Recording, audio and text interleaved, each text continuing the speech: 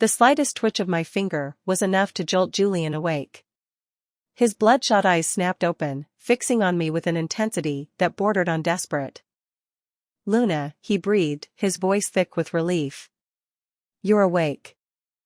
A forced, almost theatrical smile stretched across his face, portraying the kind of joy one might reserve for the return of a long-lost loved one. False. Staged. Manipulative.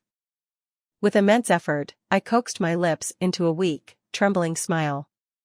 "Julian, my brother," I whispered, the words raspy from disuse. I thought I'd never see you again." And in a way, it was true. If I hadn't set that fire at Whispering Pines in the dead of night, if the flames hadn't finally caught the attention of someone, if the distant wail of sirens hadn't eventually pierced the suburban silence, bringing fire trucks to the isolated facility, an event that subsequently flashed across local news channels and social media feeds, would he have even bothered to come see me? The sterile white of the hospital room pulsed with activity. Doctors and nurses, a flurry of white coats and concerned murmurs, descended upon me, attaching tubes and wires, the beeping of monitors a constant, rhythmic backdrop. I turned to Julian, feigning childlike dependence. He offered a gentle smile, though the scanner clamped around my head prevented him from the usual gesture of tousling my hair. Instead, he leaned closer, his voice a soothing murmur, "Be good, Luna. Once you're out of here, anything you want, you'll have." I puffed out my cheeks, attempting a semblance of childish petulance. "A promise is a promise, Julian." The days that followed dissolved into a monotonous cycle of sterile quietude. The hospital became my temporary sanctuary, and Julian, a daily visitor. The doctor, his voice grave, explained to Julian the extent of the damage: smoke inhalation, scorched airways, a burgeoning lung infection. Recovery, he stressed, was paramount. Julian's gaze lingered on me, a complex emotion flickering in his usually controlled eyes. I simply tilted my head, offering a weak, almost ethereal smile, even as a searing pain, like 1,000 ants gnawing at my ribs, pulsed within my chest. He abruptly cut off the doctor's medical jargon, steering him out of the room, leaving me alone with the echoing silence. Only then did the memories of that night, the inferno, truly begin to resurface. I had locked myself in the old storage room at the end of the corridor. The entire building was engulfed in flames, a chaotic symphony of crackling wood and shattering glass. Everyone else was scrambling for the exits, fleeing the inferno. No one remembered me. Clutched tightly in my arms was a small, tarnished metal box. As the smoke choked the air from my lungs, as consciousness began to slip away, a strange sense of peace settled over me. I was gambling on survival. It wasn't my time to die. Not yet. Not like this. In the hazy twilight of unconsciousness, the storage room door splintered open.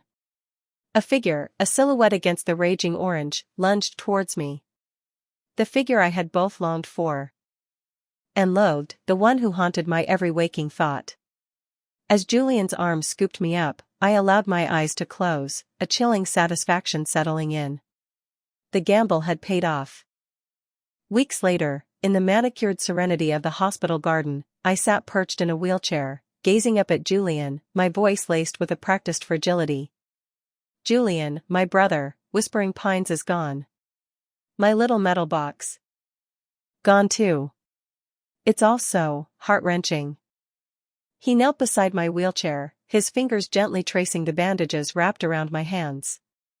"From now on, Luna, you'll always be with me." "Really?" My voice, a carefully crafted whisper of hope. A tremor of manufactured excitement ran through me, escalating into a fit of coughs. He straightened instantly, his hand instinctively moving to my back, patting gently. Tears, genuine tears of pain and frustration, stung my eyes, yet I pressed on. "Will Julian, my brother, take me home? I miss Father and Aunt Eleanor so much." "Oh, Julian, it would be wonderful." His hand stilled on my back, his voice losing its warmth, becoming strangely neutral.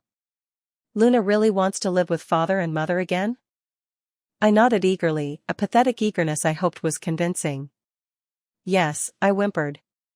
Luna's almost 17 now. It's been 5 years since I've seen father. I'm starting to forget what he looks like. My 12th birthday. That day is forever etched in my memory, a day that began with childish excitement and ended in unimaginable horror.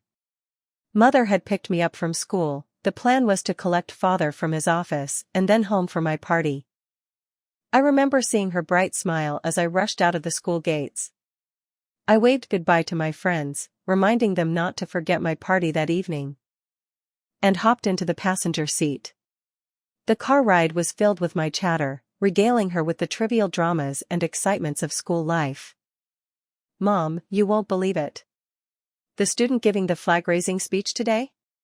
He's in high school, and his name is actually Uncle Thompson. Isn't that funny? He's coming to my party tonight too. At the intersection, the traffic light turned green. Mother smiled, her hand reaching for the gear shift. Then, a roar, a monstrous sound that ripped through the afternoon calm. A runaway truck. A metal behemoth out of control, careened into our lane, slamming into our small car, sending us hurtling into the pedestrian walkway, crashing into the unforgiving concrete and shrubbery. I remember lying in Mother's arms, the world a dizzying swirl of gasoline fumes and the horrifying, metallic scent of blood. That day, I lost my young, vibrant mother. At the funeral parlor, Mother lay amidst a sea of white lilies, a serene, almost otherworldly figure. A constant stream of mourners filed past, whispering condolences. And by Father's side, always, stood her. Eleanor. Later, she was on his arm, her hand clasped around Julian's, who was 3 years older than me. They presented themselves to me, a new family unit, a silent declaration of their impending reign over my life. Disgust, pure and visceral, churned within me. Father, in a voice strained with forced gentleness, urged me to call her Aunt Eleanor. I spat back, my voice raw with grief and rage, my mother is dead. Go to hell, Aunt Eleanor. Get this shameless woman out of my house. The sharp crack of a slap echoed through the hushed room. Richard. Eleanor gasped, her voice laced with theatrical shock. I stared at Father, my face burning, tears welling in my eyes, a choked scream tearing from my throat. I hate you. I hope you both die. I bolted upstairs, blind with fury.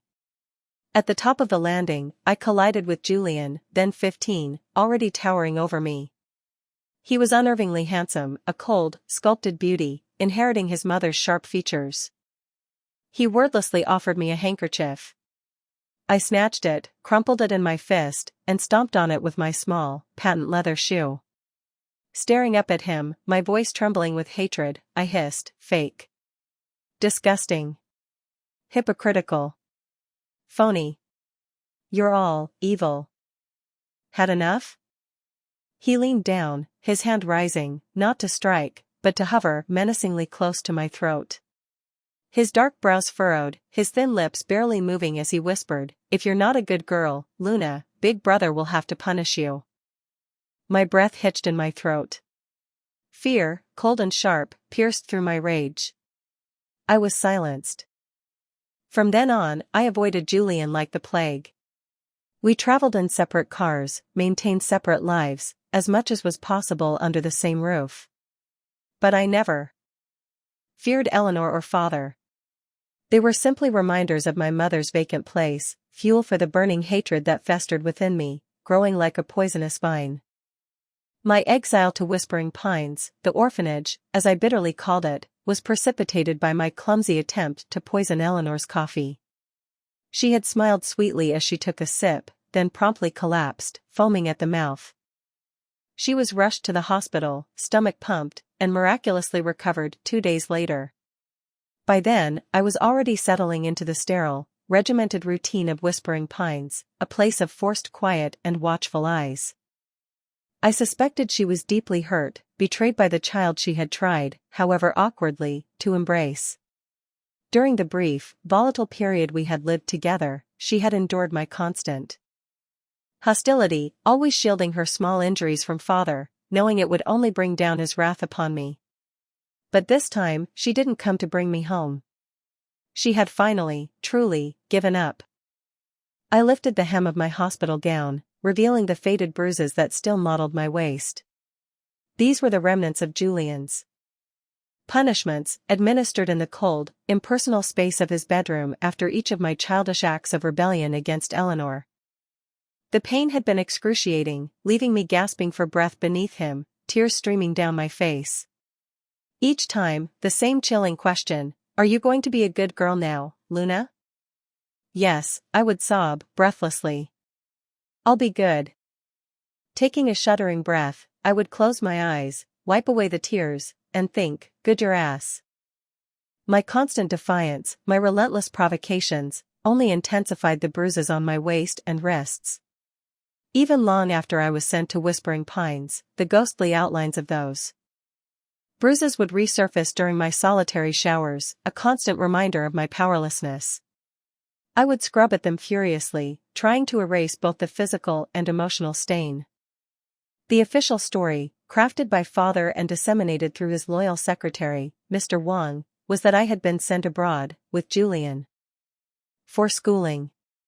My grandparents, father's parents, and the rest of the extended family, were led to believe this carefully constructed lie. The bitter irony wasn't lost on me, the real daughter exiled to a psychiatric facility, while the stepson was nurtured and groomed for success overseas.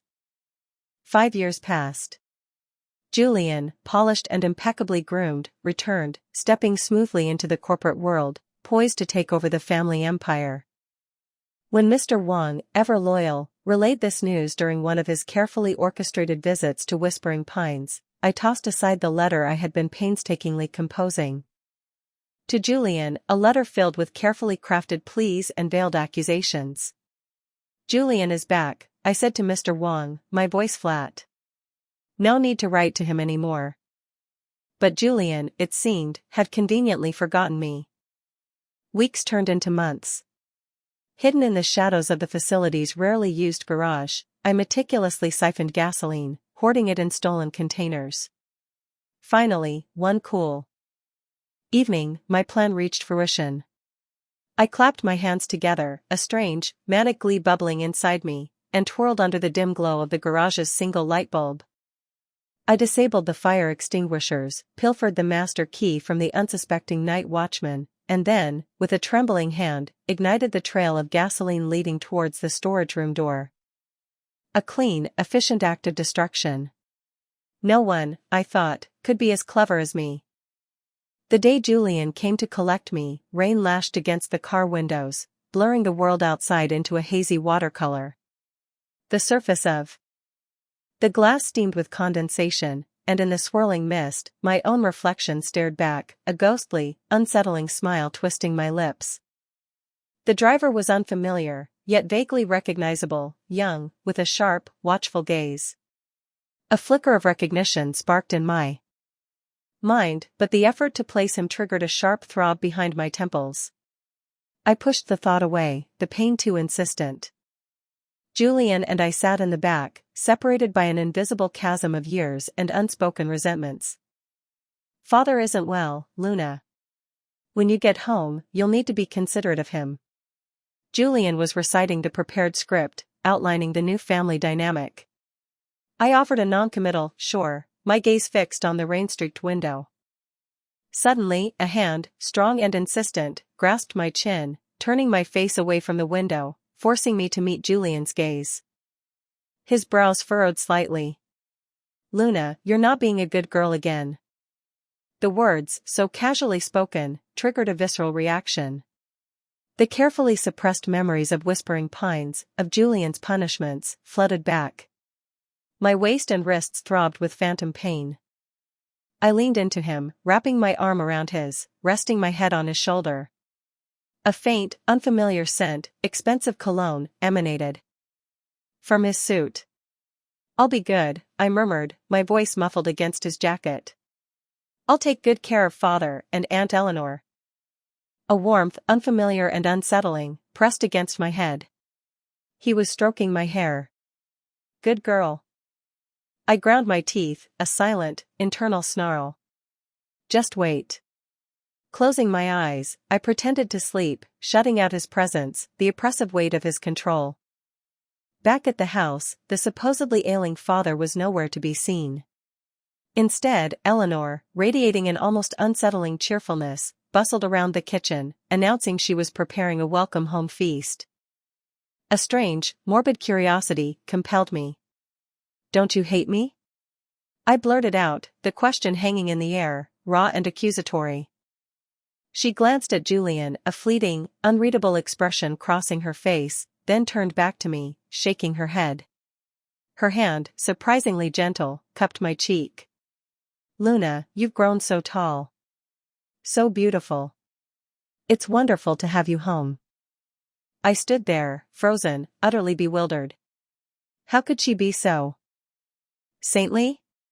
She, who had usurped my mother's place, who now occupied my home, how could she so readily, so easily, forgive me? Was I so insignificant, so utterly inconsequential, that my hatred meant nothing? The welcome home dinner was a stilted, joyless affair. Father did look older, thinner, his usual vibrancy dimmed. Rumor had it he was relinquishing control, gradually handing over the reins of the company to Julian. "That's mine," I silently screamed. Julian's real name was Shinji. What right did he have to inherit anything? I, Luna Gu, was the rightful heir. Incompetent, weak, biased, I raged inwardly, blindly favoring the usurper.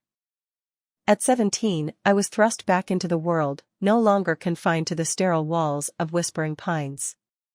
As the self-proclaimed heiress of the Gu family, my abrupt arrival at the most prestigious private high school in the city ignited a wildfire of gossip. But the whispers, predictably, veered off course. Everyone, it seemed, was fixated on my relationship with Julian, the universally admired older brother. These pampered elites probably didn't know that Julian and I had once attended the same ordinary middle school. Even as the model student, the one chosen to give speeches at Monday morning assemblies, he had been just a boy from a single-parent household. I, however, was born into privilege. I sat in the plush leather of the limousine, the phantom image of my mother beside me, her voice echoing in my memory, light and teasing, "Mom, you won't believe it. The student giving the flag-raising speech today?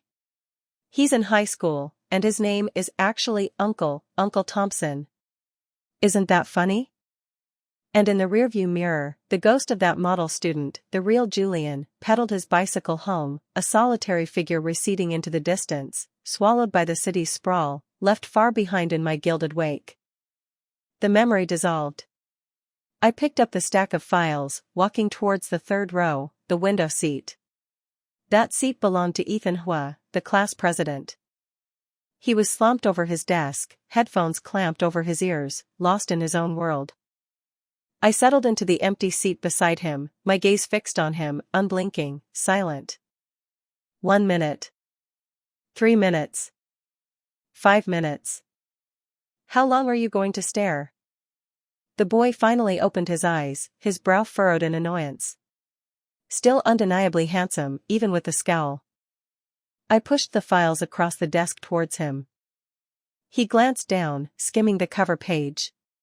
He started to speak, then paused, his eyes narrowing as he reread the title. He looked up. "What's this supposed to be? Your family is vying with the Gu Corporation for the East District land, right? Consider this an inside tip." He pulled off his headphones, a half-smile playing on his lips. "Miss Gu, are you out of your mind?" I met his gaze, my expression serious. "No. I'm perfectly sane. And I'm offering myself as a dowry." A surprised laugh burst from him, the sound bright and clear, momentarily blending with the upbeat rhythm of the school's morning exercise music drifting in from the courtyard. "My father is one of the richest men in the city. I'm the only heir. And I'm worth this? Put Julian out of the picture, and half of the Gu Corporation's assets are yours."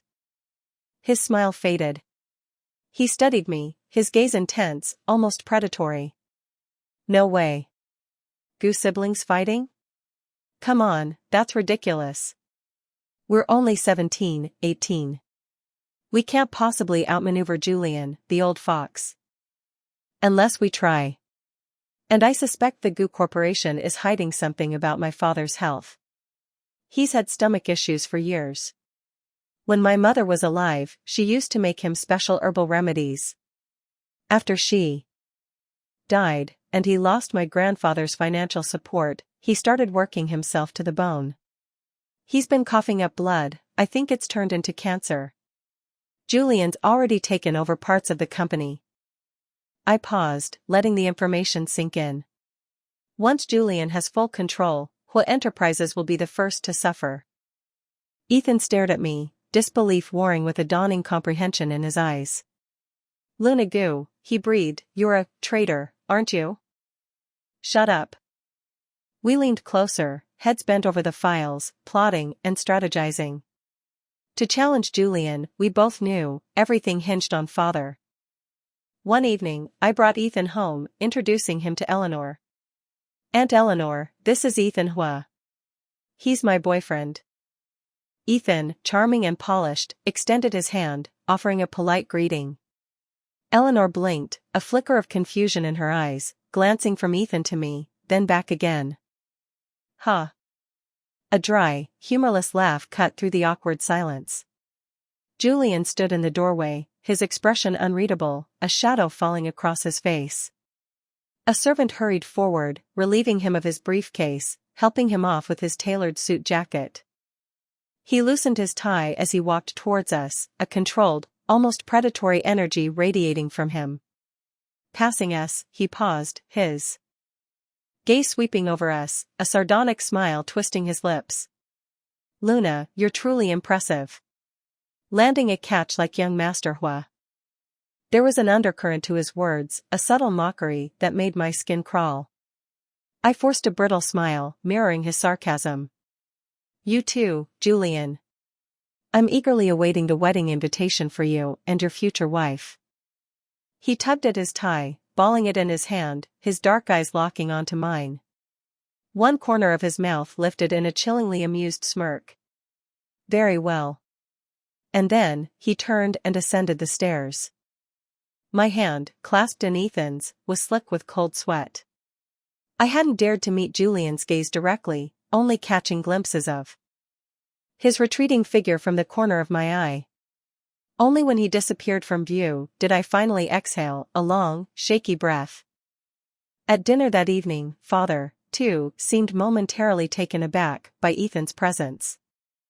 If Luna were to marry into the Hua family, father mused, his voice distant, that would be beneficial. Before I could respond, Julian interjected, his voice smooth, almost too casual. Father, the West Mountain Sanatorium is nearing completion. I inspected it today. The results are promising. Father nodded absently. Thank you, Julian, for your diligence. West Mountain Sanatorium? Since when was there a sanatorium on West Mountain? Whispering Pines had been on West Mountain. I had lived there for 5 years. I would have known. How many secrets was Julian keeping from me? As if sensing my confusion, Julian's gaze shifted, settling on me. Luna, are you feeling unwell? Perhaps you should go upstairs and rest? Cough, cough. Ethan cleared his throat, playing along, examining my face with feigned concern. Luna does look a little pale. I should probably escort her upstairs for a while. As we walked away, I whispered to Ethan, look back. Is Julian staring at us? He draped an arm casually around my waist, glancing back as we walked. Staring at us? He's staring at you, Luna. A shiver ran down my spine. Dinner had barely touched my lips before I excused myself, claiming a sudden headache. Once Ethan had left, I returned to my bedroom, but sleep was elusive, and hunger gnawed at my stomach. But Julian was still downstairs, in the study, his voice a low murmur as he spoke with father. Venturing downstairs for a snack was too risky. Ethan's parting words echoed in my mind, be careful of Julian. Careful? I thought bitterly. Hadn't I always been careful? From the moment I understood Julian's cold, calculating nature, fear had been my constant companion. I burrowed deeper under the covers, reaching for my phone, texting Ethan. He was being typically Ethan, bragging about my beauty, proclaiming me the hottest girlfriend he'd ever had. I typed back, "You're my first boyfriend," and watched as the typing bubble popped up, then disappeared, then reappeared, then. Before he could send his predictably dramatic reply, a knock sounded at my door. I slipped on my slippers and went to open it. Julian. He offered a gentle, almost solicitous smile. "I noticed you didn't eat much dinner. I thought you might be hungry." He held out a steaming bowl of dumplings, the aroma filling the hallway. I reached for it, but he subtly shifted it away. "Hot. Let me bring it in." His demeanor was disarmingly casual, but a prickle of unease ran down my spine. I stepped back, opening the door wider, allowing him to enter. He placed the bowl on my desk, then picked up my notebook, flipping through the pages under the warm glow of my desk lamp, his brow furrowed in mock concentration. "Eat slowly. Brother will just check your homework." Brother. The word grated on my nerves. Shameless. Hunger gnawed at me, and I devoured the dumplings in minutes. Just as I finished the last one, my phone buzzed. A WeChat video call. Julian's eyes narrowed, a flicker of something unreadable in their depths. "Who could be video calling you this late?" "It's probably Ethan. He's such a chatterbox." I grabbed my phone, scrambling onto the bed, crossing my legs, deliberately exaggerating my girlish excitement. Sure enough, Ethan's name flashed across the screen. He had just washed his hair, it was still damp, tousled. He launched into a dramatic monologue the moment the call connected. "Luna. Did you really mean it? Am I really your first boyfriend? You're so beautiful, so rich, okay, maybe a little bit crazy, but still. Your first boyfriend? I've been doing some serious soul searching, Luna, and I've decided you're going to be my only girlfriend too." What is he even saying? Embarrassment flooded me. I hastily lowered the volume, glancing nervously at Julian, my ears burning.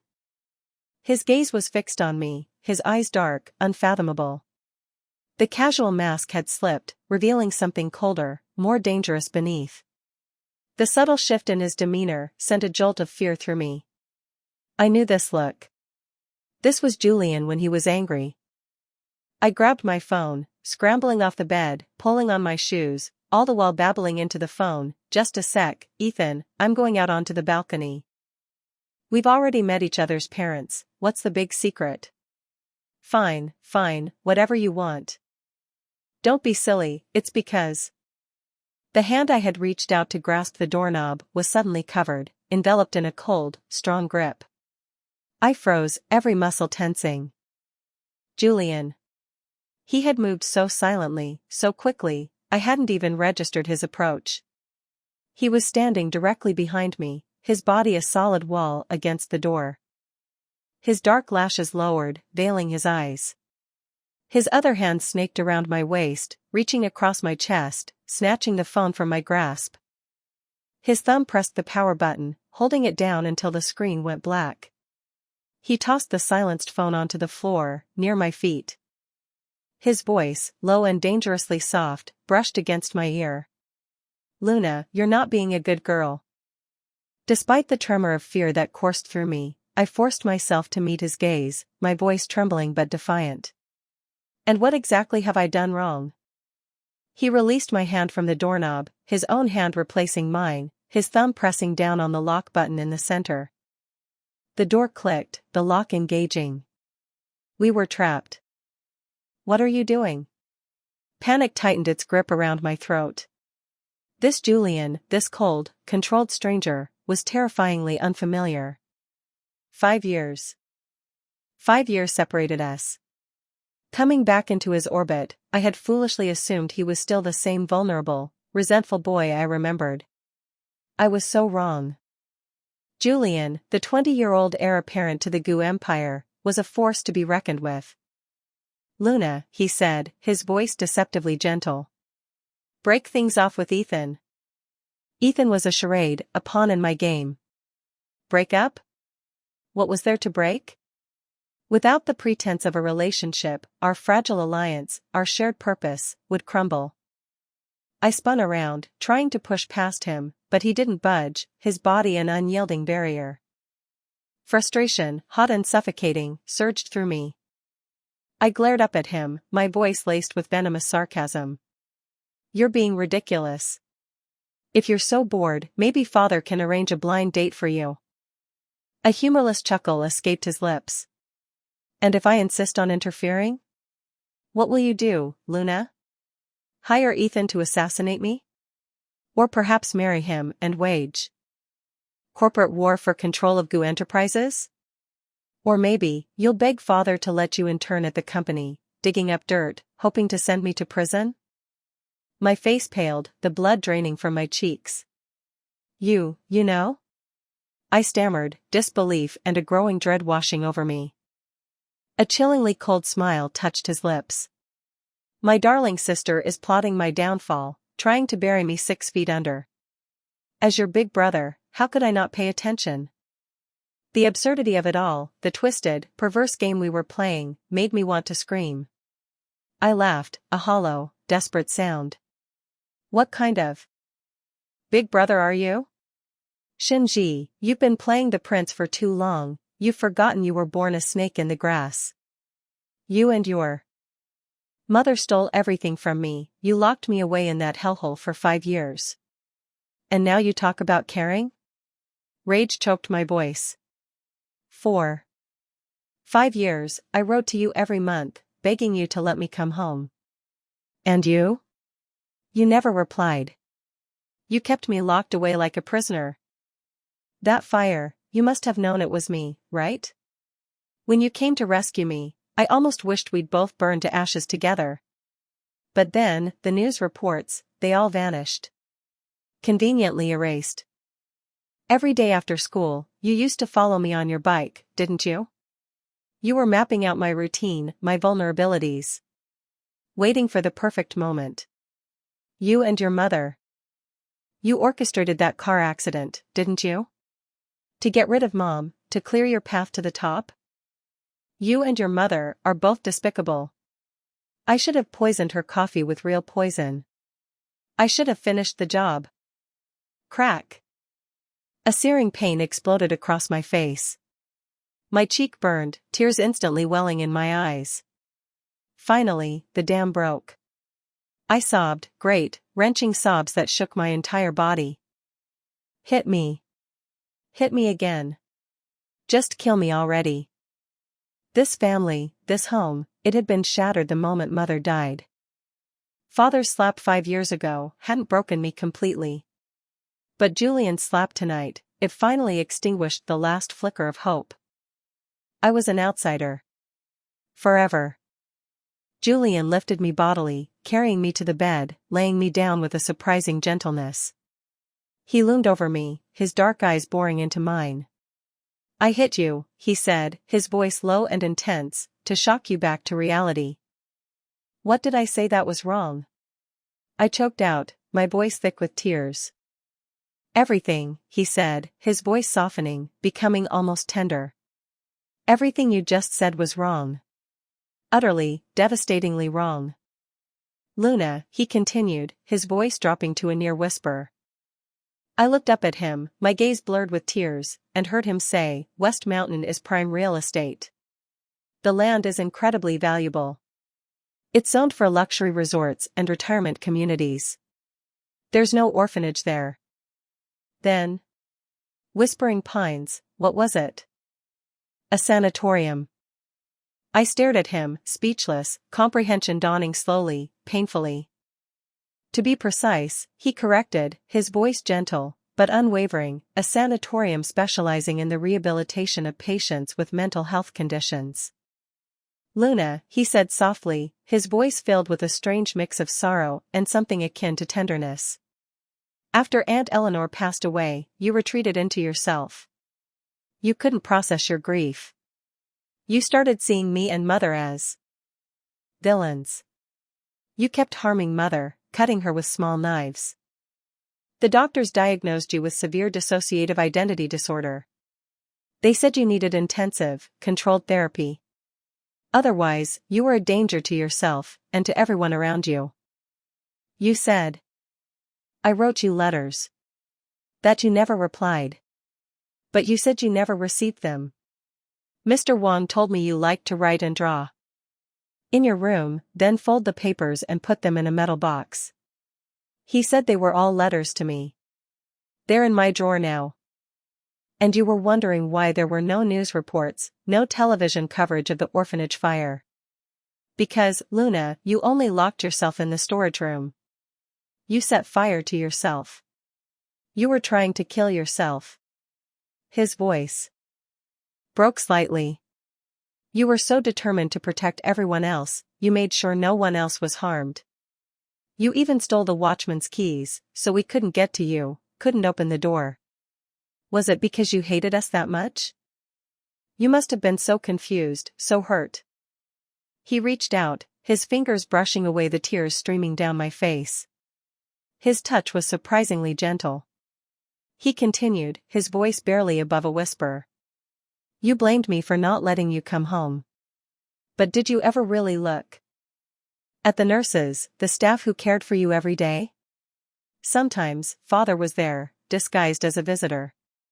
Sometimes, Mother would be there, blending in with the staff. Sometimes, even your grandparents, and yes, sometimes, even me. My voice was hoarse, barely a whisper. Why do you all love me so much? Because we all knew, he said softly, that what you put in Mother's coffee, it wasn't poison. It was just an effervescent tablet. She just threw up, because it tasted disgusting. And you, I whispered, tears streaming down my face again, a fresh wave of grief and confusion washing over me. Why did you always tell me I was not being a good girl? His handsome face lowered, his dark eyes locking onto mine, their depths like black whirlpools, pulling me in. Because, Luna, he murmured, his voice husky, his gaze intense, you seem to have forgotten that I was your first boyfriend. At 11, I scraped into 7th grade by the skin of my teeth, barely passing. Northwood Middle, one of the famed 5 Golden Flowers schools, was the only public one among them. Social strata weren't quite as starkly defined here as in the other 4, but academic achievement reigned supreme. It meant I often found myself on the receiving end of sneers and dismissive glances from kids from ordinary families. Fine. If talent wasn't my forte, then Daddy could just grease the wheels a little. A new science building? Consider it done. Still not enough? An artificial lake, shimmering under the campus sun, would surely do the trick. But even with a brand new science wing and a picturesque lake named after yours truly, no one was exactly beating down my door to befriend me. Snobs. Holier than thou. Fine, be that way. I leaned on Daddy's checkbook again. This time, a state-of-the-art library, boasting a collection rivaling the top 3 in the province. Surely now, the bookworms and brainiacs would warm up to me, right? Wrong. Turns out, they had spines of steel. They happily utilized the resources I'd essentially bankrolled, yet still barely acknowledged my existence. While everyone else was diligently dissecting textbook chapters in class, I sulked by my namesake lake, slumped under a weeping willow, consumed by teenage angst. How am I supposed to get these geniuses to notice me? Is acing tests the only way? Seriously? That's practically asking for a miracle, and might actually kill me from boredom. I gazed at the elegant black swans gliding across the water, lost in frustrated contemplation. A gentle breeze rustled the willow branches, carrying with it a subtle, pleasant fragrance. I traced the scent to its source. A boy, clad in the school's blue and white uniform, sat on a nearby bench, watching me. A faint smile played on his pale, finely sculpted features. My brow furrowed. Annoyance, bordering on indignation, flared. What are you laughing at? He shook his head, his smile widening slightly. I'm not laughing. I sprang to my feet, a sudden surge of righteous fury propelling me forward. I materialized in front of him, snatching the textbook from his hands. My cheeks burned as I blurted out, "Liar. I clearly saw you smiling just now." "Smiling is smiling. Man up and admit it." He raised his hands in mock surrender, a bemused expression on his face. Okay, I smiled. "Happy now?" His casual admission only irritated me further. It sounded forced, almost condescending. I plopped down beside him on the bench, turning my head to glare at his profile, my pout firmly in place. He turned his attention to the lake. As he watched the swans, his shoulders began to tremble, the subtle shaking escalating until he could no longer contain himself. He finally succumbed, a hand flying up to cover the lower half of his face as a burst of unrestrained laughter escaped him. I just stared, utterly speechless. This boy was weird. Once his laughter subsided, I finally found my voice. "What exactly is so funny?" My tone was sharp, bordering on aggressive. "Oh," he waved a hand dismissively, traces of amusement still dancing in his eyes. He turned to me, a gentle smile curving his lips. "Everyone thinks Luna Gu is spoiled, arrogant, unapproachable. But I think you're adorable. Very, very adorable." My face flushed crimson. The blush spread across my cheeks, hot and insistent, like those overripe apples they used for similes in our language textbooks. Adorable? Coming from him, the compliment actually landed. But only you think I'm adorable. I want the teachers, the classmates, everyone to think I'm adorable. He reached out, his fingers lightly brushing my hair, a surprisingly tender gesture. "Just tell them what you want, Luna. Just like you did with me. That's it? Just talk to them? It's that simple?" "Yes," he said, his gaze unwavering, sincere. "This time, I promise, no lies." He looked directly into my eyes, his voice earnest. "Just try it." Fueled by a sudden surge of impulsive courage, I dashed back to class. Our homeroom teacher, Mr. Davies, was mid-lecture, spittle flying as he passionately expounded on some historical event. The classroom was packed, every seat filled. Mr. Davies stopped mid-sentence, his brow furrowing as he saw me standing at the back of the room. His expression was distinctly disapproving. I stood there, nervously clutching my hands together, my small fists clenched tight at my sides. A tremor ran through me. Inhale. Exhale. Inhale. Exhale. Taking a deep breath, I blurted out, my voice surprisingly loud and clear, "Mr. Davies, I love you." Never in my short life had I spoken with such volume, such uninhibited declaration. The effect was instantaneous. Everyone in the room, Mr. Davies included, froze, utterly stunned. Then, something shifted within me. A dam burst. I marched to the front of the classroom, planting myself firmly behind the teacher's podium. Facing the sea of stunned faces, I declared, my voice ringing with newfound confidence, "I love all of you too. I want to hang out with you guys, eat lunch in the cafeteria with you, actually do group projects with you." A beat of stunned silence hung in the air.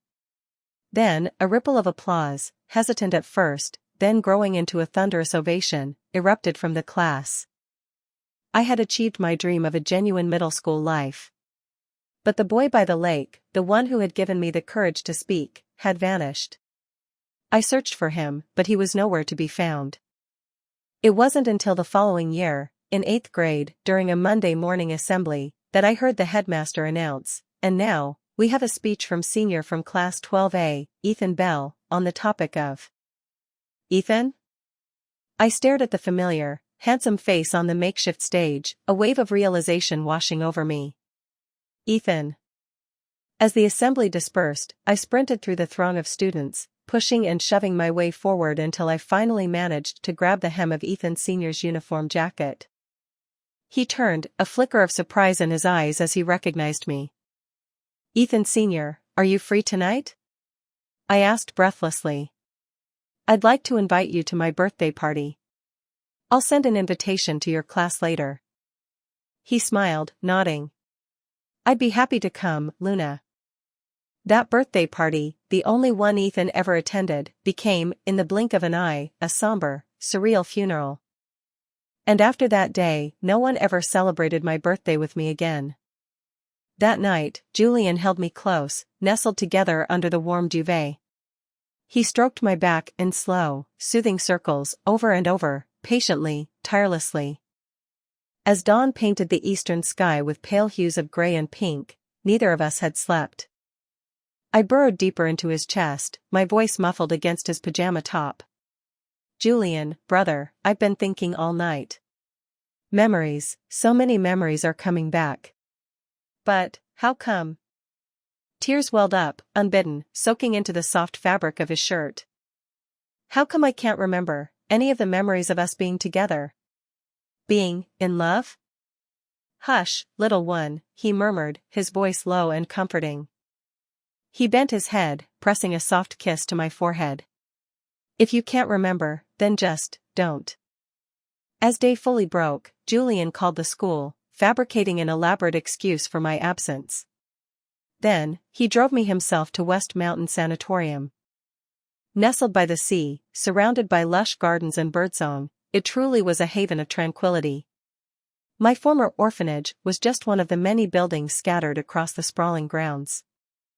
The moment we stepped through the main gate, patients, wandering aimlessly in the gardens, stopped and stared, their eyes fixated on us. One of them pointed a trembling finger at me, his voice a hushed, conspiratorial whisper, "She's one of us." I instinctively burrowed closer to Julian, clinging to his arm.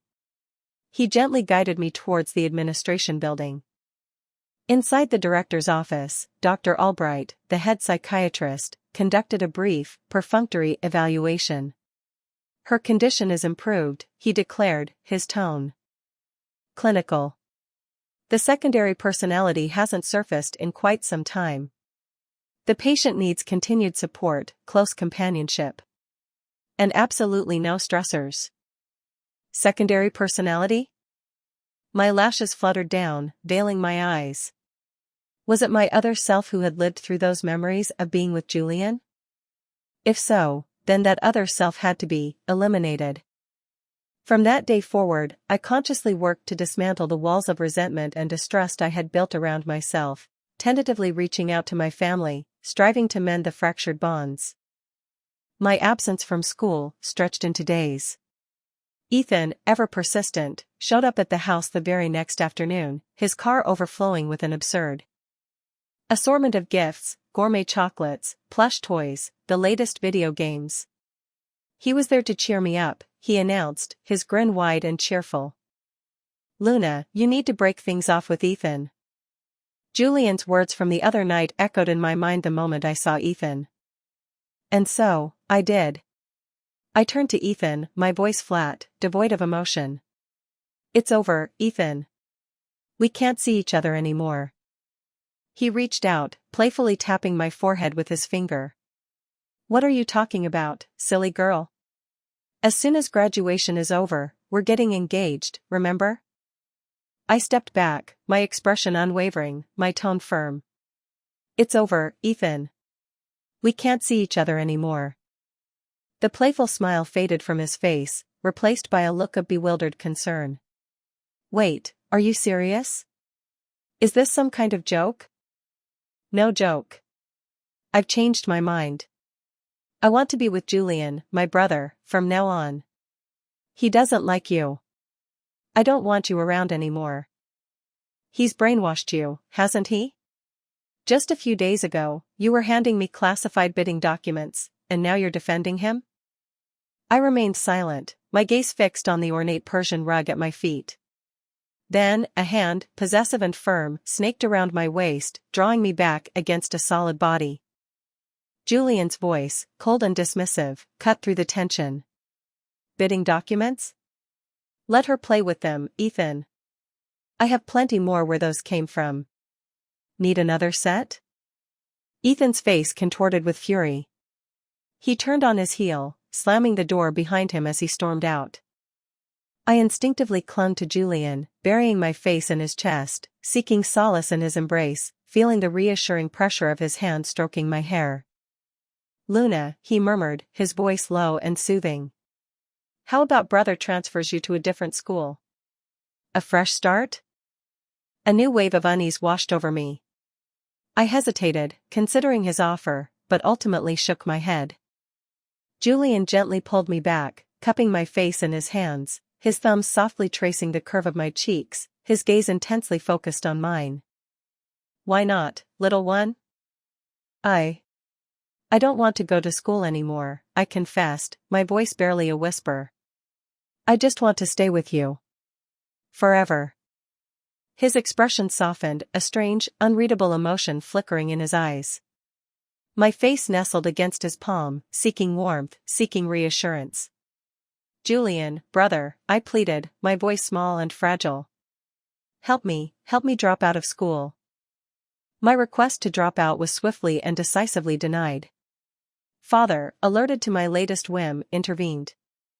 His health continued to deteriorate, each day visibly weaker than the last. After much persuasion, bordering on nagging, he finally, reluctantly, agreed to move into West Mountain Senior Residence. And so, the grand mansion, once bustling with life, became eerily quiet, inhabited only by 3 souls, me, Julian, and Eleanor, bound together by circumstance, but not by blood.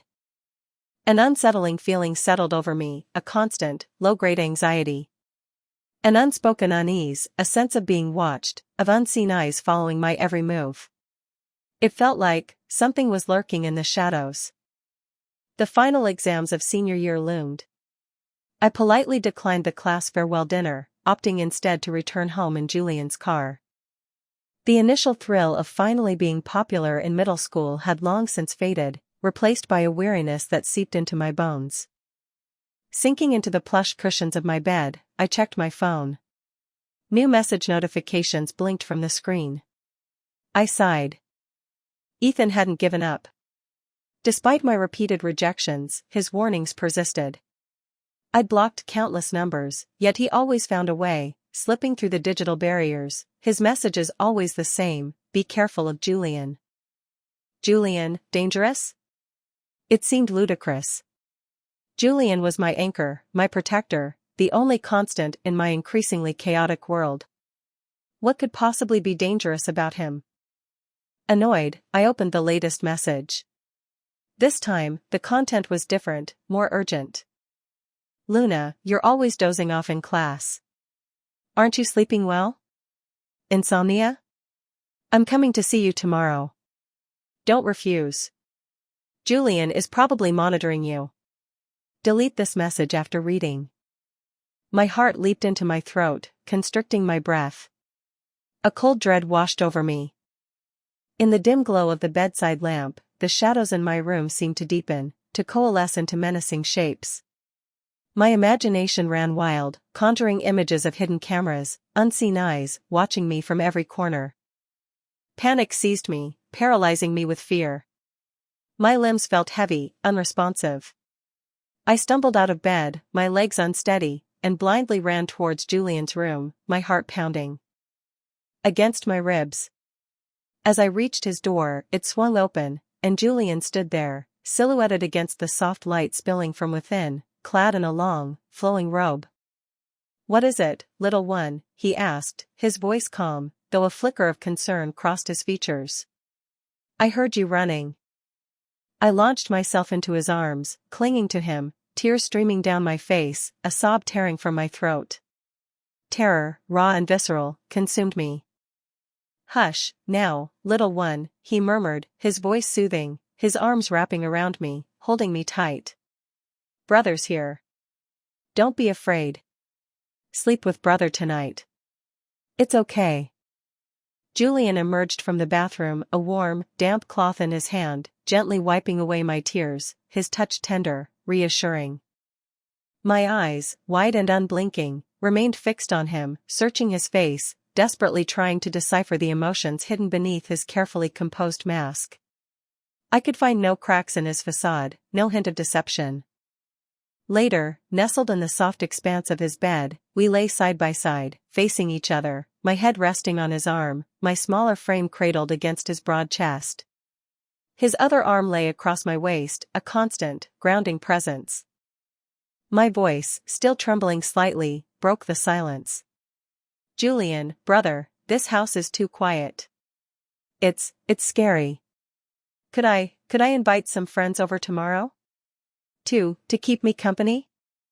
He didn't answer immediately. My heart pounded with anxiety, my gaze darting nervously to his face. His lashes were lowered, veiling his eyes, his expression pensive, introspective. His eyes, once so boyishly bright, were now deeper, darker, more complex, almost opaque. Impossible to read. Sensing my unease, he finally looked at me, his gaze softening, a gentle smile curving his lips. "Of course, little one," he said, his voice warm and reassuring. "But brother has to leave on a business trip tomorrow. I won't be back until the day after. What will you do if you get scared then?" I can sleep with Aunt Eleanor," I stammered, my voice barely audible. "All right," he chuckled softly, a hint of amusement in his voice. His hand on my waist shifted, unconsciously tightening its grip. "Then you must promise to be a good girl, Luna. And wait for brother to come back." When I woke the next morning, the space beside me was empty, the sheets cool. I noticed something new on my wrists, delicate jade bracelets, cool and smooth against my skin. I tugged at them, but they were securely fastened, impossible to remove. Back in my own room, I showered, dressed, and checked my phone. No missed calls, no new messages. Ethan's being surprisingly patient, I thought, a sliver of relief mixed with a strange unease. I dialed his number, deciding to take the initiative. "Bring a few friends," I instructed him, my voice brisk. "And make sure you bring your equipment." By early afternoon, they arrived. While my guests chatted and laughed in the living room, I and Ethan slipped upstairs, unnoticed. Once safely inside my bedroom, door securely locked, we got to work, searching for hidden cameras. Ethan produced 2 miniature detectors, designed to sniff out any type of surveillance device. We meticulously scanned every corner of the room, every nook and cranny. Our search led us to the headboard, the intricately carved wooden panel behind my bed. In the darkened room, the detectors pulsed, emitting a faint white light, pinpointing a tiny anomaly within the wood carvings. My gaze locked onto the nearly invisible pinhole lens, hidden within the floral design. It felt like staring directly into Julian's dark, watchful eyes. A sudden, chilling realization struck me. Panic flared. I turned to Ethan, my voice urgent, breathless. "After you sent that message last night, did you try to contact me again?" "This morning," he replied, his brow furrowed. "I sent you an email. From the school's administrative account. And? Did you get it? Didn't you get it? What if they're monitoring my phone too?" I frantically checked my inbox. Empty. A cold dread washed over me, leaving me numb and terrified. I grabbed Ethan's hand, my fingers digging into his skin. "We have to go," I pleaded, my voice trembling. "Now." He said he'd be back the day after tomorrow. He lied. He's coming back today.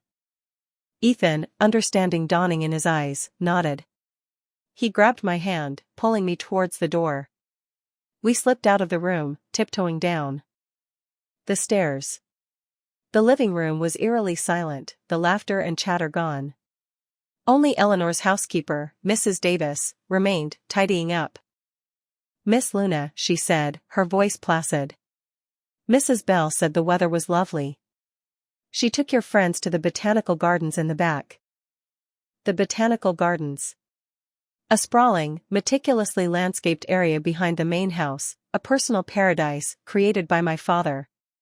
A vast collection of rare and exotic plants, culminating in a glass-walled conservatory, filled with sunlight, comfortable seating, and display cases showcasing father's prized fossil collection. I forced a strained smile, trying to appear nonchalant. Thank you, Mrs. Davis. We won't disturb you. We'll just go join them. Once outside, Ethan and I sprinted towards the garage, a vast underground space housing dozens of luxury cars. We found Ethan's black SUV amidst the rows of gleaming vehicles. We scrambled into the car, one on each side. Ignition. Release the brake. Forward. Turn. Straight ahead. The bright, welcoming exit of the underground garage was just ahead. I gripped the steering wheel, my heart pounding a frantic rhythm against my ribs. An overwhelming sense of foreboding tightened its grip. Something was terribly wrong. Just as we were about to burst out into the open air, the exit was blocked by 3 black, elongated sedans, sleek and menacing, surging into the garage, cutting off our escape. Julian's car. He executed a sharp, controlled drift, positioning his vehicle sideways, a steel barricade across our path. Julian stepped out of the central car, his voice deceptively gentle. "Luna, little one, where are you going? Didn't you promise me you'd wait for me at home?" A dozen burly bodyguards, clad in black suits, emerged from the cars, lining up in a silent, imposing wall. I knew, with chilling certainty, that each of them was armed. One wrong move, one attempt to restart the engine, and Ethan and I would be riddled with bullets. Insidious. Ruthless. Insane. But panic overrode reason. I slammed Ethan's seat back, shoving him down into the rear seat. I scrambled across the console, sliding into the driver's seat. "Ethan, protect yourself." In a blur of motion, I slammed the seat back upright, deploying the privacy partition, a solid barrier between the front and back seats. Ethan's frantic pounding on the partition echoed behind me, urging me to stop, to reconsider. But my vision was tunneled, my mind focused on one thing: escape. My foot slammed down on the accelerator, the engine roaring to life. The SUV lurched forward, aimed directly at Julian, a metal projectile hurtling towards him. Bang! Bang! Bang! Bullets slammed into the tires, the car veering wildly, crashing sideways into the black sedans. As several bodyguards surged forward, reaching for the steering wheel, I wrestled with the controls, yanking the wheel hard, grinding the side of our SUV against the cars beside us, desperate to carve a path through the steel blockade. Suddenly, a searing pain ripped through my right shoulder. My hand went slack on the wheel, the steering spinning out of control. In that split second of chaos, Ethan's foot slammed into the privacy partition, shattering the barrier, his hand grabbing the wheel, yanking it back, regaining control of the careening car. "Go back. Go back now. He'll kill you." I screamed, my voice cracking, raw with terror. "The hell I will let a girl protect me." Ethan roared back, his voice strained with pain. A relentless barrage of bullets rained down on the car, tires, door handles, the windshield shattering. I was beyond tears, beyond fear, beyond coherent thought. Sweat, tears, blood, I couldn't tell which was which, streaming down my face. The blood, it wasn't mine. Ethan slumped forward, his body weight collapsing against the steering wheel, tremors racking his upper body. His back, exposed, was riddled with crimson stains. He had shielded me. The shooter, cold, merciless, was Julian. The engine sputtered, then died, the car lurching to a halt. I collapsed onto Ethan, sobbing uncontrollably, my voice hoarse with grief. "Don't die, please don't die. I'll get you to a hospital." It was all my fault. My reckless defiance, my delusional hope of escape.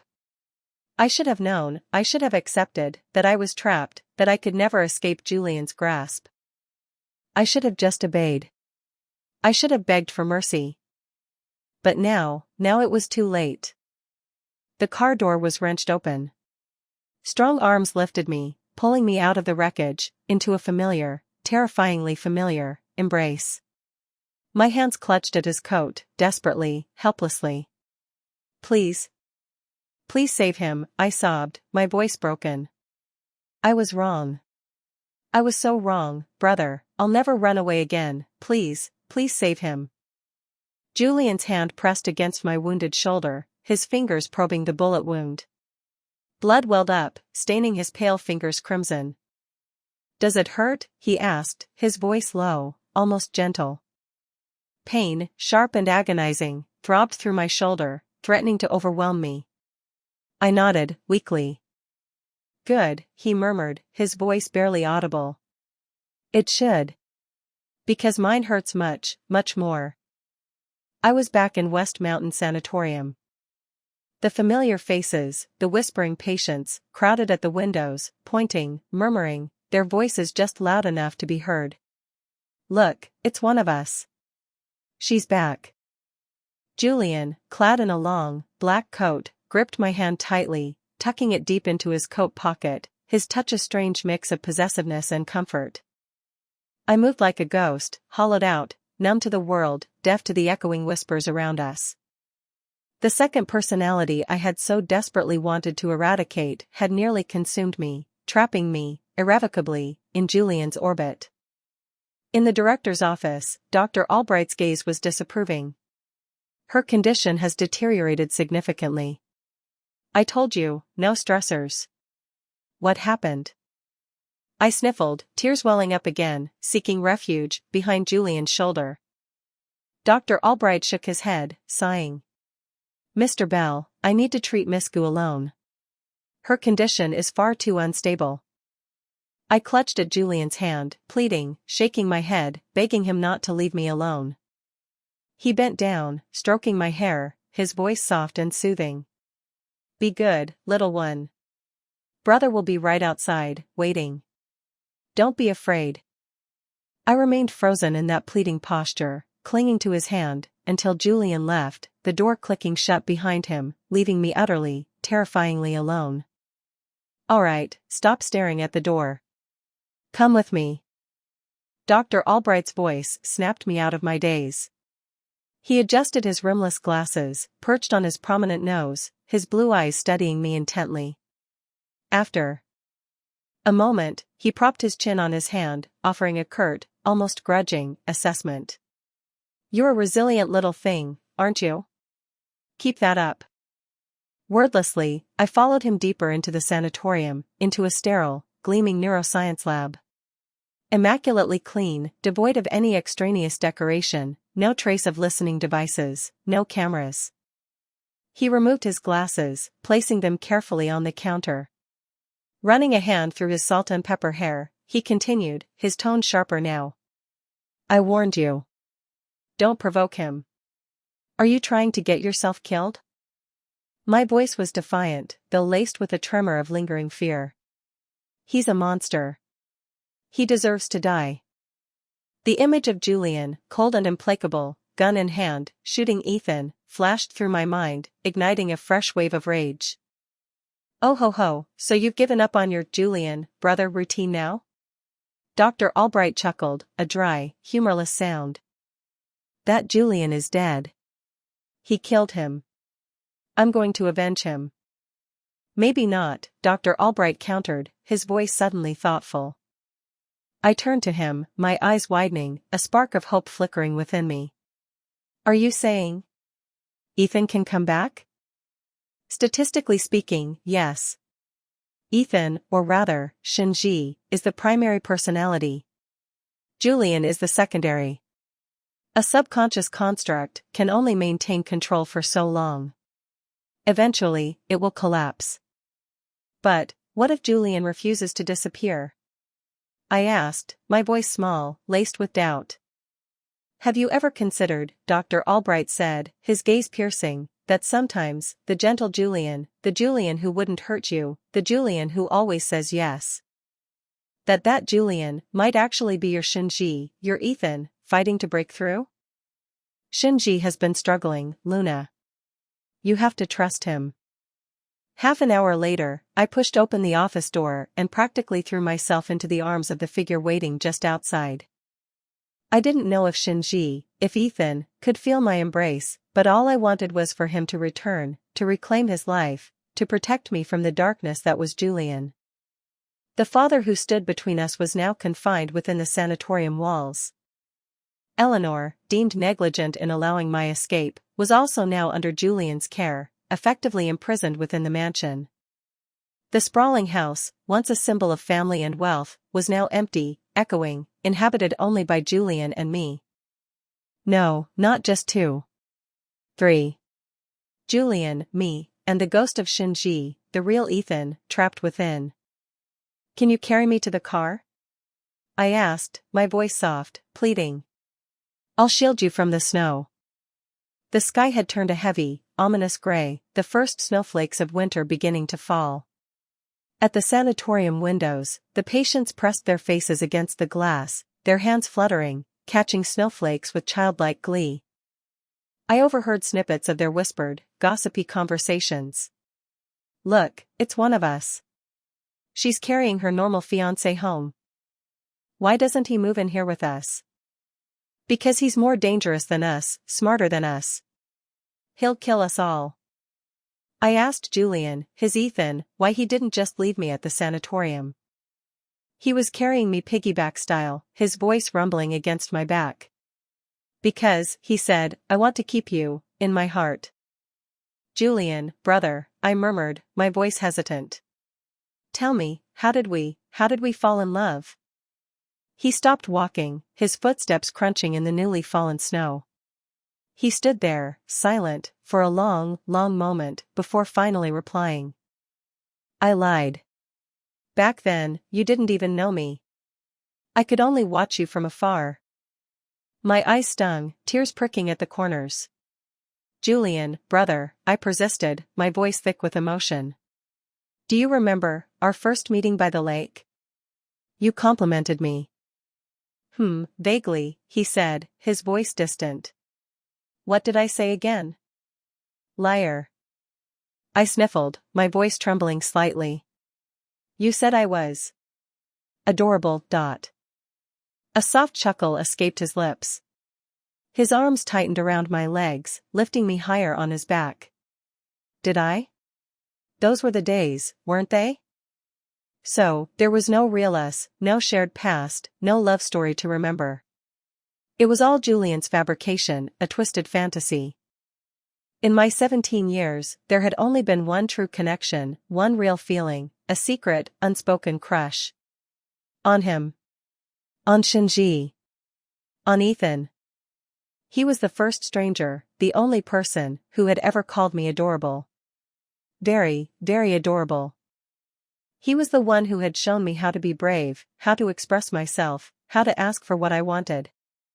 But I had never found the courage to tell him, to confess my feelings, not even at my 12th birthday party. Maybe if I had been older, braver. Maybe if he had waited. But the man who had returned, who now carried me through the snow, was not Shinji. He was Julian. A darker, more dangerous version. Julian brought me home, then drove straight to the office, disappearing into the corporate world. He didn't return for another month. By then, school had been in session for over a week. I was buried under textbooks, desperately trying to cram 3 years of missed high school curriculum into a few frantic weeks. Ethan, unbelievably, was back, occupying the desk beside mine.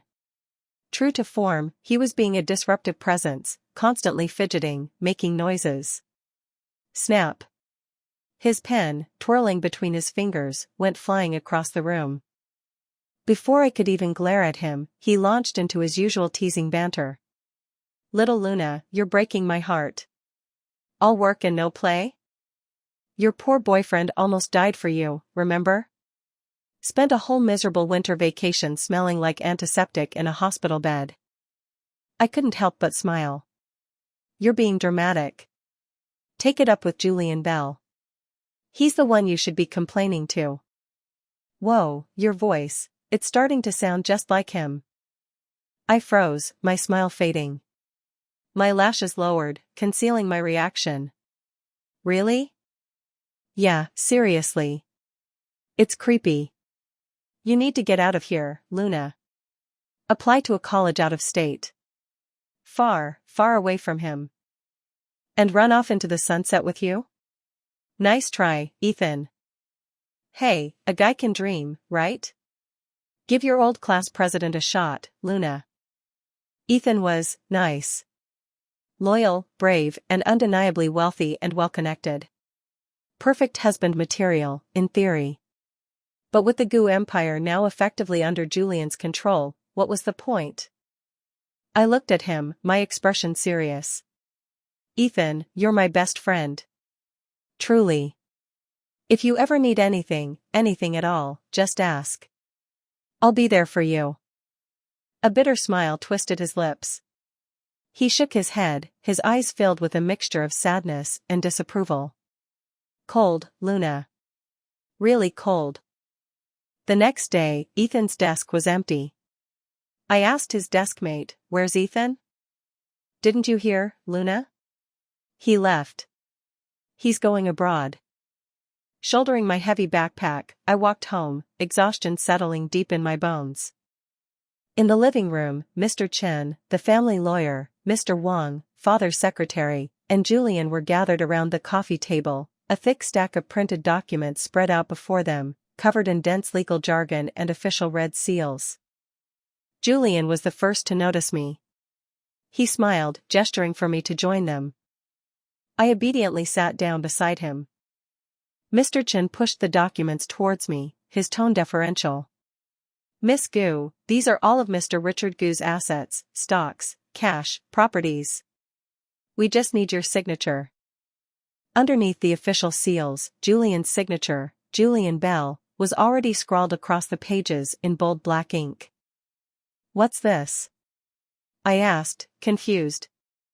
Julian was handing back the entire Gu fortune? It had to be a trap. There was always a catch with Julian. "Just sign, little one," Julian said, his voice low, his breath warm against my ear. "I'll explain later." I hesitated, my pen hovering above the signature line. "Hurry," he whispered, his voice laced with mock impatience. "Any longer, and I might change my mind." "Fine. What did I have to lose?" I grabbed the pen and signed, my name a hurried scrawl across every designated line, waiting for his explanation, waiting for the other shoe to drop. Mr. Chen and Mr. Wang quickly gathered the signed documents, nodding politely as they took their leave. And just like that, it was just the two of us again. Two orphans in a vast, empty house. Julian turned to me, his hand reaching out to stroke my hair, his touch gentle. "When did you realize?" he asked, his voice soft, almost wistful. I stared at him, feigning confusion, my expression deliberately blank. His handsome features were carefully composed, unreadable. He sighed, patiently rephrasing his question. "Luna, little one, when did you figure out that I wasn't Shinji? When had I realized Julian wasn't Ethan, wasn't Shinji? Perhaps it was the bruises on my wrists and waist, the lingering phantom pain. Perhaps it was when he sent me to West Mountain, to that sterile, suffocating sanatorium. Perhaps it was his 5-year absence. His ghosting me, his utter silence. Perhaps it was his swift, decisive takeover of father's empire. Or maybe, it was just recently, on that snowy day, when I asked him about our first meeting by the lake. And he didn't remember. It was all a lie. A carefully constructed, elaborate lie. He had lied about the nurses, about father and Eleanor visiting me in disguise. He had lied about the sanatorium being an orphanage. He had lied about my memories, about our past, about us. Dr. Albright had confirmed it. Julian, not Shinji, had been the patient for the past 5 years, undergoing treatment overseas. He was the one with the mental illness, yet he had turned it around, gaslighting me, making me believe I was the crazy one. He had spun a web of half-truths and outright fabrications, weaving a narrative designed to manipulate me, to control me, to keep me tethered to him. And he had almost succeeded.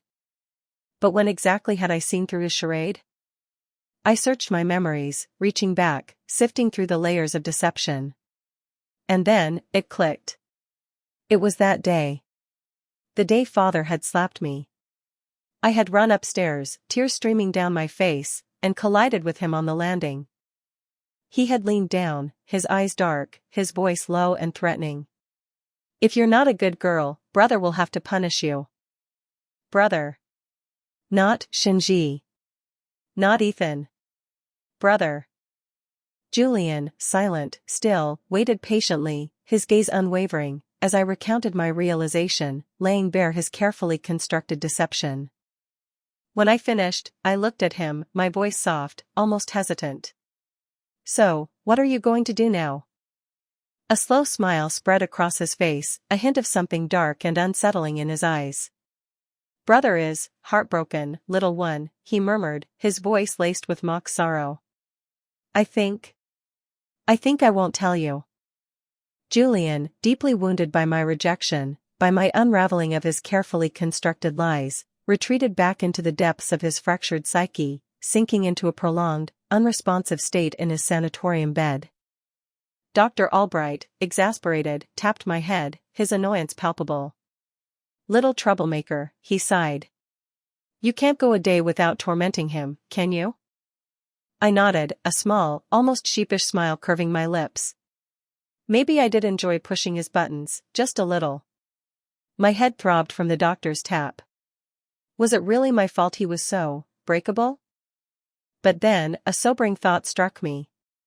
Both Julian and Shinji, both personalities, were essentially high school dropouts. Neither had ever bothered with higher education. A wave of smug satisfaction washed over me. At least I was college-bound. Wait. A new thought sparked, a flicker of dawning comprehension. I whirled around, grabbing Dr. Albright's arm, my voice urgent. Dr. Albright, wait. You said Julian is the secondary personality, Shinji is the primary. Does Julian Bell even exist? Does he have a birth certificate, a passport, a social security number? Are those property transfer documents, signed under the name Julian Bell, even legally binding? My rapid-fire questions seemed to short-circuit Dr. Albright's usually loquacious brain. His mouth snapped shut, his typically animated face settling into an uncharacteristic silence. I knew it. I mentally crowed in triumph. I knew it. Of course, there was no such thing as easy money, no free lunch, no benevolent relinquishing of power. Why would Julian willingly hand back what he had ruthlessly stolen? I released Father and Eleanor from their gilded cages, letting them witness firsthand the extent of their precious son's enterprise. Then, I settled onto a park bench in the estate gardens, burying myself in my AP study guide. Spring was in the air, the world awakening around me. Green shoots emerged, willows swayed in the breeze, the lake, finally free of ice, shimmered under the sunlight, black swans gliding gracefully, their necks intertwined, a tableau of idyllic domesticity. My father's taste, predictably, mirrored the artificial lake at my middle school. Some things never change. Lost in thought, my mind drifting, I propped my elbows on my knees, cupping my face in my hands, a soft sigh escaping my lips. When are you going to wake up? I murmured, the question aimed at no one, at everyone, at the empty air around me. The next moment, warmth settled on the top of my head. A hand, gentle, familiar, stroked my hair. I looked up, tilting my head back, and met a pair of eyes filled with warmth, with tenderness, with a hint of something I couldn't quite name. A face, smiling down at me, a smile both familiar and new. He watched me, unblinking, his gaze unwavering. And then, he spoke, his voice soft, a low murmur that resonated deep within me. Luna, he said, his voice like coming home. I'm back.